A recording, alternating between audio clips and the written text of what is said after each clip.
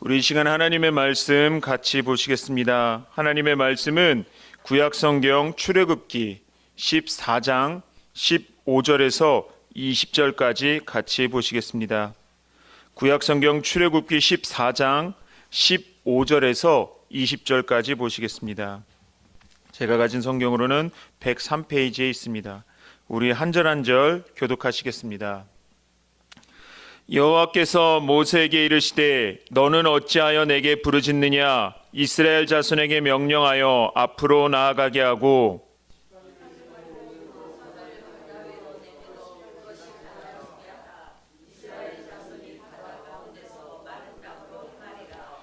내가 애굽 사람들의 마음을 완악하게 할 것인즉 그들이 그 뒤를 따라 들어갈 것이라. 내가 바로와 그의 모든 군대와 그의 병거와 마병으로 말미암아 영광을 얻으리니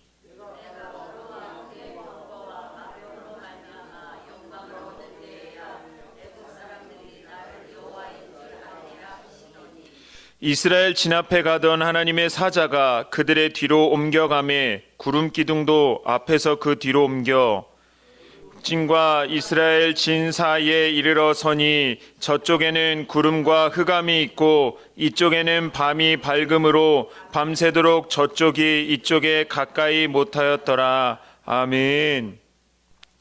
네, 우리 옆에 계신 성도님들께 이렇게 같이 인사하시겠습니다. 참으로 잘 오셨습니다.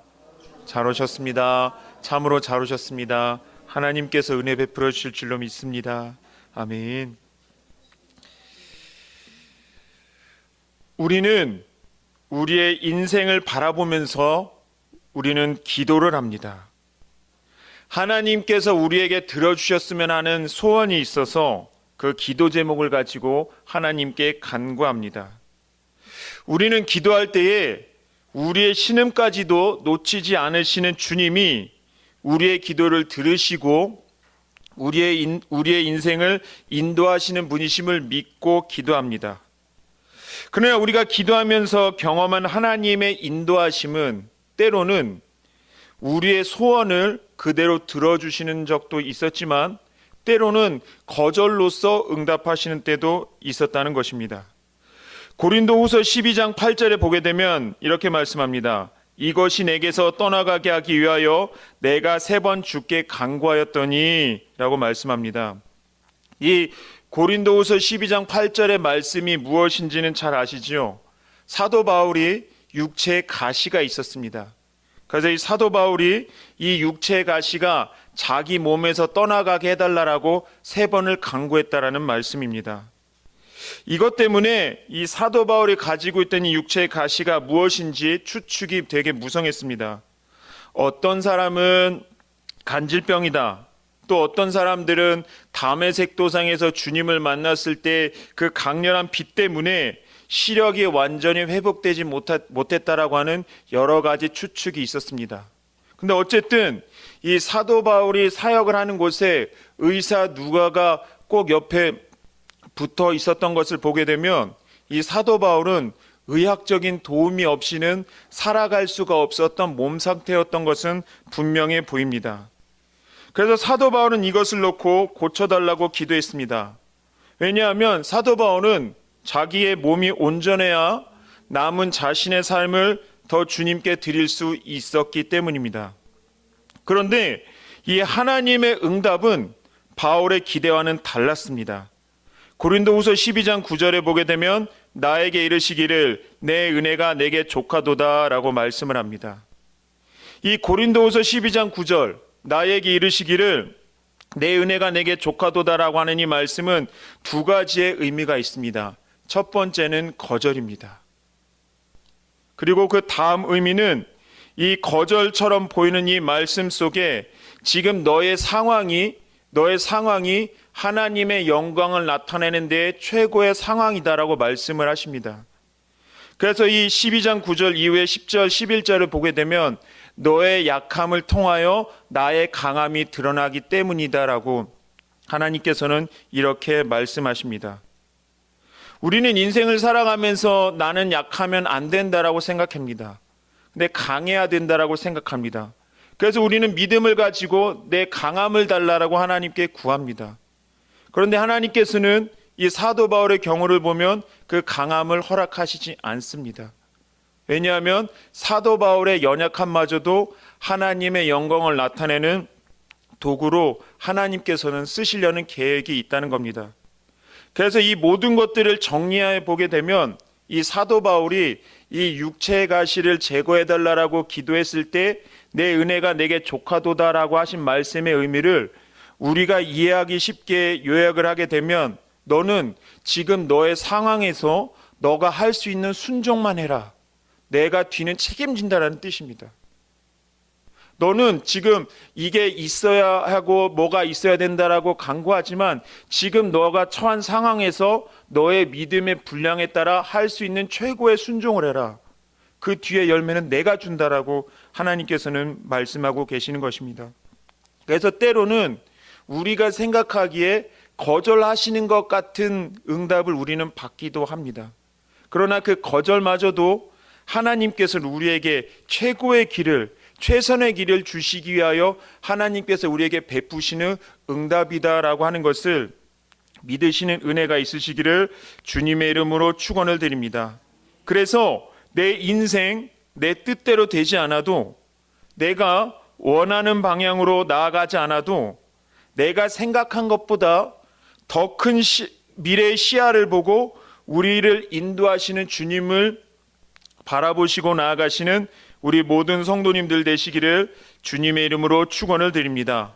이 출애굽기 14장 전체의 상황을 보게, 이스라엘 백성들의 상황을 보게 되면 이 이스라엘 백성들이 처한 상황은 앞뒤가 꽉꽉 막힌 상황입니다. 누구에게도 도움을 청할 수가 없었습니다. 왜냐하면 앞에는 홍해바다, 뒤에는 애굽 군대, 좌우는 사방으로 막혀 있기 때문입니다. 그러니까 이 사람의 수준으로 이제 이 앞뒤가 꽉꽉 막힌 상황에서 이스라엘 백성들이 생각할 수 있던 것은 두 가지입니다. 끝까지 애굽 군대에 항복하지 아니하고 그냥 홍해 바다에 빠져 우리는 다 죽읍시다. 애굽에 다시 돌아갈 바에는 우리는 죽는 게 낫겠습니다라고 하든지, 아니면 그래도 우리가 이제 살아야 되니까 그래도 살아야 뭔가 기회가 있지 않겠어요? 그래서 우리 그냥 애굽 군대를 따라 갑시다라고 이스라엘 백성들이 생각하기에는 이 선택지가 두 가지밖에 보이지가 않았던 상황이 바로 이 상황이었던 겁니다. 사실 이 13장부터 이 내용을 계속 읽어보게 되면 이 홍해 바닷길은 이스라엘 백성들이 원해서 간 것이 아닙니다. 하나님께서 강권적으로 이스라엘 백성들을 이끌어 가신 것입니다. 이스라엘 백성들이 처음에 출애굽할 때에 이 라암셋이라는 곳에서 출발할 때에 아마 이스라엘 백성들은 기쁨으로 우리 블레셋 길로 10일 만에 가는 거죠? 그렇죠? 그러면서 우리 가나안 땅에 금방 갈 수 있겠죠? 라고 아마 물어봤을 것 같습니다. 그런데 아마 모세는 이렇게 대답했을 것 같습니다. 아닙니다. 우리는 블레셋 길로 가지 않습니다. 우리는 광야로 갑니다. 라고 말을 했을 것입니다. 그런데 그때에 이스라엘 백성들의 생각에는 아니 왜 저렇게 빠른 지름길을 놔두고 광야를 가지? 왜 이렇게 돌아가지? 왜 이렇게 불편한 길을 가지? 왜 이렇게 힘든 길을 가지? 하면서 이 이스라엘 백성들의 하나님의 인도하심이, 또 모세라고 하는 지도자가 이끌어가는 방향이 자신들의 마음과는 맞지 않으니까 이거는 약간 성경에는 나오진 않았지만 약간 거룩한 상상을 해서 되게 궁시렁궁시렁 했을 것 같습니다. 저거 아닌데 저렇게 하면 안 되는데 굳이 저렇게 힘든 길을 왜 가는 거야? 저건 말도 안 돼. 모세가 실수한 거야. 모세가 잘못한 거야. 아마 이랬을 것입니다. 근데 모세가 몰랐을까요? 알았죠. 모세도 왕자였기 때문에 그 당시 고대 근동의 정세를 누구보다도 잘 알고 있었던 모세가 당연히 블레셋 길로 빨리 가면 열흘 만에 가나안 땅에 갈 수 있었던 사실도 이 모세는 알고 있었던 겁니다. 모세는 바보가 아닙니다. 오히려 이스라엘 백성들보다 학식이나 이 모든 면에서 더 뛰어난 사람이었던 겁니다. 그런데 이 모세가 왜 이스라엘 백성들을 데리고 말도 안 되는 광야로 갔을까요? 하나님이 가라고 하셨기 때문입니다. 그러니까 모세도 인간적으로는 나 블레셋 길로 가고 싶었는데 했겠지만 하나님이 광야로 가라고 하시니 광야로 간 겁니다. 그런데 광야로 나왔습니다. 그런데 광야로 가다 보니까 홍해 바다 앞으로 왔습니다. 그런데 갇혔습니다. 근데 만약에 뒤에 애굽 군대가 없었으면 모세 돌아갑시다. 여기가 아닌가 봐요. 딴 길로 지도 다시 펴보고 다른 길로 한번 우회해서 가봅시다라고 했을 텐데 지금 이 상황은 우회할 길조차 없었던 겁니다. 아마 이제 그때부터 이제 이스라엘 백성들이 이런 원성이 되게 많았을 것 같습니다. 당신이 틀렸습니다. 하나님은 틀리셨습니다. 하나님이 우리를 생명의 젖과 꿀이 흐르는 땅으로 인도하신다라고 출애굽을 했는데 앞뒤가 꽉꽉 막혀 있습니다. 우리는 이제 죽을 수밖에 없습니다. 그래서 큰 혼란에 빠졌던 이스라엘 백성들의 상황이 출애굽기 14장 안에 있는 앞에는 홍해바다, 뒤에는 애굽 군대, 좌우로는 벽으로 둘러싼 완전히 딱 막힌 상황이 이스라엘 백성들이었던 겁니다. 그런데 하나님께서 이것을 모르셨을까요? 다 아셨습니다. 그런데 하나님께서는 오늘 본문을 통하여 이 이스라엘 백성들이 빨리 갈 수 있는, 편하게 갈 수 있는 이 블레셋 길을 놔두고 이 광야로 하나님의 섭리하심에 따라 광야로 인도하신 이유가 오늘 본문에 분명하게 나타나는데 뭐라고 말씀하고 있냐면 출애굽기 14장 18절에 내가 바로와 그의 병거와 마병으로 말미암아 영광을 얻을 때에야 애굽 사람들이 나를 여호와인 줄 알리라 하시더니라고 말씀을 합니다. 이 출애굽기 14장 18절 이 한 절의 말씀은 이 이스라엘 백성들을 광야로 인도하신 이유는 무슨 뜻이냐면은 나를 여호와로서 알려주기 위해서였다는 겁니다. 이 말은 무슨 뜻입니까? 애굽 사람들이 여호와를 하나님으로 인정하지 않았다는 뜻입니다. 10가지 재앙을 통해서도 그렇게 두드러 맞고도 또 정신을 못 차리고 또 이스라엘 백성들을 잡으러 다시 군대를 몰아서 오고 있다는 겁니다. 그런데 이런 보이지 않는 상황 속에서 이 이스라엘 백성들처럼 이 이스라엘 백성들은 환경 안에서 돌파구를 찾으려고 했습니다. 그래서 블레셋 길로 가자고 한 거고, 그리고 이 광야라고 하는 이곳에서 막혔을 때에도 이 환경 안에서는 아무리 이리 생각하고 아무리 저리 생각해도 길이 보이지 않으니 그 모든 분노를 모세를 통하 인도하신 하나님께 원망과 불평을 쏟아내신 것입니다. 그런데 이런 상황 속에서, 이런 관점에서 우리 본문을 살펴보면서 이런 사방이 꽉꽉 막힌 상황 속에 있을 때에 우리가 기억해야 되는 두 가지가 있습니다. 첫 번째는 하나님의 큰 구원은 우리 눈에 보이는 블레셋 길과 같은 보여지는 환경에 있는 것이 아니라 하나님의 손길이 닿는 곳에 하나님의 큰 구원이 있다는 것입니다. 출애굽기 14장 15절에서 16절에 보게 되면 여호와께서 모세에게 이르시되 너는 어찌하여 내게 부르짖느냐 이스라엘 자손에게 명령하여 앞으로 나아가게 하고 지팡이를 들고 손을 바다 위로 내밀어 그것이 갈라지게 하라. 이스라엘 자손이 바다 가운데에서 마른 땅으로 행하리라 라고 말씀을 합니다. 이 두 절의 말씀은 무엇입니까? 내가 홍해 바다를 가를 테니 너희들은 그 길로 걸어가라라고 말씀을 하고 계시는 것입니다. 이 이스라엘 백성들에게는 길이 보이지 않았습니다. 왜냐하면 이스라엘 백성들의 사고에서는 홍해 바다가 갈라질 거라고 하는 생각을 전혀 할 수가 없었던 겁니다. 그런데 우리의 생각을 뛰어넘으시는 하나님이, 우리의 사고를 뛰어넘으시는 하나님이 내가 홍해 바다를 가릴 거야 라고 이스라엘 백성의 사람으로서는 생각할 수 없는 그 길을 하나님께서는 보여주십니다. 그러면서 모세에게 지팡이를 손에 들고 홍해 바다로 나아가라고 합니다. 그래서 하나님의 말씀에 순종하여 이 모세가 홍해 바다 위로 지팡이를 내밀었더니 그 순종을 통하여 하나님께서 홍해 바다를 기르는 기적을 하십니다. 생각할 수 없는 일이 벌어진 겁니다. 거기에서 이 이스라엘 백성들은 크신 하나님의 능력을 경험했습니다. 이 이스라엘 백성들을, 우리를 구원하시는 크신 하나님의 손길을 경험했습니다. 우리를 구원하시는 하나님이 얼마나 크신 분이신지를 경험했습니다. 그런데 하나님께서 그래? 너네 블레셋 땅으로 가길 원하니? 그래 가라. 갔었으면 그냥 블레셋 땅의 사람의 생각으로 갔었지, 크신 하나님의 홍해바다를 가르는 하나님의 크신 능력은 경험할 수가 없었던 것이 블레셋 길이었습니다. 그런데 하나님께서는 이 이스라엘 백성들을 때로는 이곳을 인도하시고 이 홍해바다의 기적을 행하신 이유는 우리는 우리의 구원을 환경 속에서 찾으려고 하는데, 하나님은 하나님이 있는 곳에서 하나님의 구원이 이루어진다는 겁니다. 내 인생이 너가 있는 곳이 지금 광야인데, 내가 지금 너와 광야 가운데서 너와 함께 한다면 그곳이 너의 인생의 큰 구원이 벌어지는 현장이다라고 하나님께서는 말씀하고 계시는 것입니다. 이런 부분에서 우리는 자꾸 하나님을 이해하려고 합니다. 우리는 하나님을 내 이해 안에 가두려고 합니다. 그러나 하나님은 우리 생각 안에 갇혀 계실 수가 없는 분이십니다. 만약에 이스라엘 백성들이 나는 죽었다, 나는 끝났다, 나는 차라리 홍해바다에 빠져 죽든지 차라리 다시 애굽 군대를 따라서 가든지 했었던 그 사고 안에 갇히신 하나님이었으면, 주님 저희 애굽 군대 따라가겠습니다. 그래 나도 어쩔 수가 없구나, 가라 그러셨겠죠.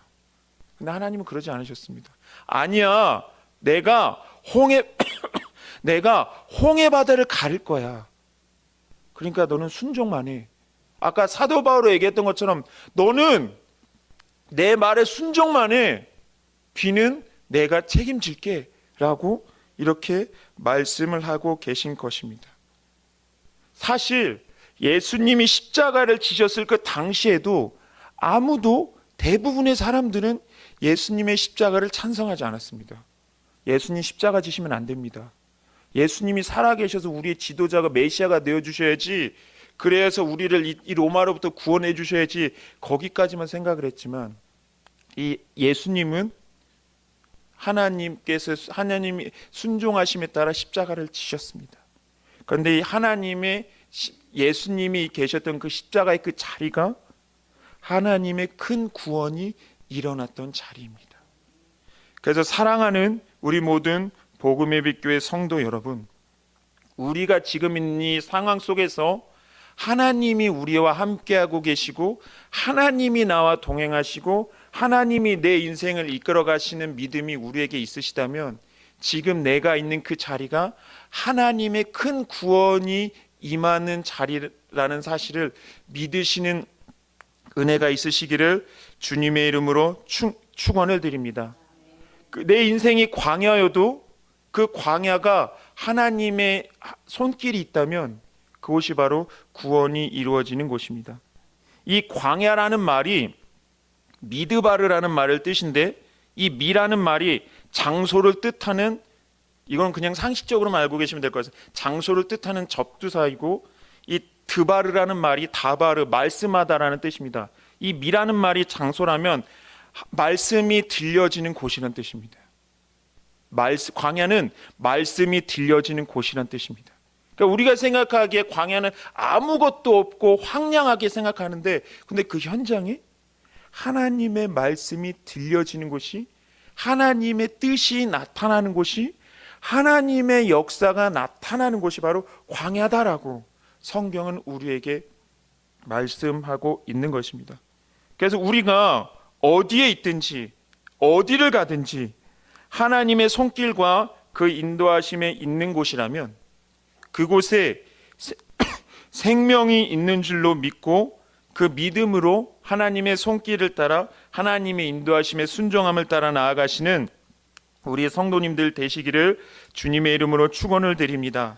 두 번째로는 하나님께서는 이 두려움으로 부르짖고 낙심하고 있는 그 현장 속에서, 이스라엘 백성들이 아무것도 볼 수 없어가지고 낙심하고 있는 그 현장 속에 하나님은 이미 이스라엘을 그 두려움으로부터 보호하고 계셨습니다. 출애굽기 14장 19절에 보게 되면, 이스라엘 진 앞에 가던 하나님의 사자가 그들의 뒤로 옮겨가매 구름 기둥도 앞에서 그 뒤로 옮겨라고 말씀을 합니다. 이스라엘 백성들이 출애굽을 했을 때 자기들 마음대로 나온 것이 아니라 구름 기둥으로 하나님의 임재의 상징인 구름 기둥을 따라서 출애굽을 한 겁니다. 그런데 이스라엘 백성들을 인도했던 그 구름 기둥이 이제는 이 이스라엘 진 뒤편으로 가서 애굽 군대와 이스라엘 백성들 사이에 견고한 방어진을 만들어서 이쪽에 있는 애굽 군대가 이 구름 기둥을 뚫고 이스라엘을 넘어오지 못하게 하나님께서 완벽하게 방어하고 계셨던 겁니다. 그런데 이 상황 속에서 이 이스라엘 백성들은 지금 우리는 끝났다, 지금 우리는 죽었다, 이제는 길이 없다라고 생각하고 있었던 겁니다. 사실 하나님이 구름 기둥으로 이 이스라엘 백성들을 보호하고 계셨음에도 말입니다. 그래서 이런 부분에서 보면 우리에게는 두 가지 눈이 있는데 우리는 그중 한 가지를 사용하지 않는 것 같습니다.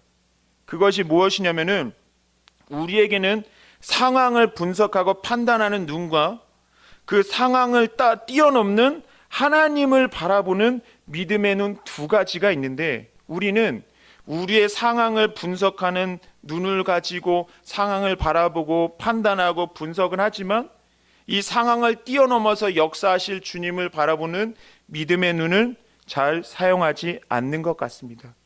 그런데 그 믿음의 눈을 잘 사용하지 않을 때 이스라엘 백성들처럼 우리는 낙심과 낭망에 빠지게 된다는 것입니다. 사실 하나님의 보호하심이 한 번도 끊긴 적은 없었습니다. 그런데 우리가 그것을 보지 못하고 있는 것입니다. 그러니까 하나님께서는 우리가 낙심하고 낭망하고 힘들어할 때에도 하나님은 항상 우리를 지켜보시고 우리를 보호하시는 분이십니다. 이사야 49장 16절에 보게 되면 내가 너를 내 손바닥에 새겼고 너의 성벽이 항상 내 앞에 있나니 라고 말씀을 합니다. 진짜 안타까운 것은 하나님의 인도하심, 보호하심이 없는 게 아니라 그 인도하심, 그 보호하심을 우리가 보지 못한다는 것입니다. 그래서 사랑하는 우리 모든 복음의 빛 교회 성도 여러분, 하나님의 은혜의 빛은 항상 우리 가운데에 있습니다. 하나님의 은혜의 손길은 항상 우리를 감싸고 있습니다.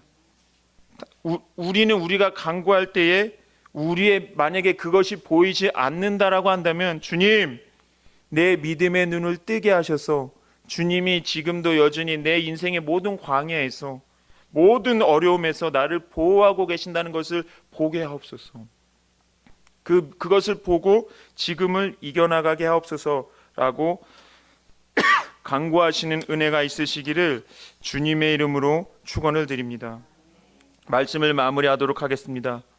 우리가 하나님을 바라볼 때에 우리 성도님들께서 이런 생각하셨는지는 모르겠지만 하나님은 정말로 이해가 안 되는 분이야라고 생각하신 적이 있으셨을지 모르겠습니다. 그런데 그것이 정상입니다.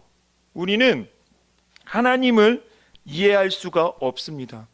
우리 생각의 크기로 하나님을 이해한다라고 하는 것은 모순입니다. 다만 우리는 하나님을 이해하는 것이 아니라 하나님을 믿는 겁니다.